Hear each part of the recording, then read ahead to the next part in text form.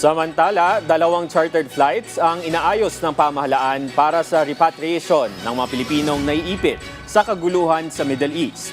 Ayon kay Pangulong Ferdinand R. Marcos Jr., handa ang gobyerno na tulungan ang ating mga kababayan na gusto nang umuwi. Ang isa umano sa chartered flights ay mula sa Riyadh, Saudi Arabia para sa mga manggagaling sa Kuwait at Bahrain. Habang ang isa naman na target gawin sa March 13 ay mula sa Fujairah, UAE para sa mga magmumula sa Dubai. Dagdag pa ng Pangulo, planong magtalaga ng mga tauhan ang DND at CAAP na tutulong para sa mas maayos at ligtas na repatriation efforts. Samantala, kagabi ay 32 ang ligtas na nakabalik ng bansa kung saan karamihan sa kanila ay mula sa Dubai.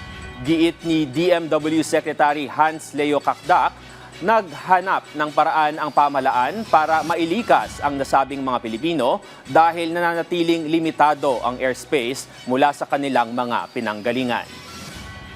In fact, I know that Secretary Hans Kakdak is taking the flight to Dubai. Sabi ko sumakay siya para makapag-report siya ng mabuti kung ano ba talaga ang sitwasyon doon.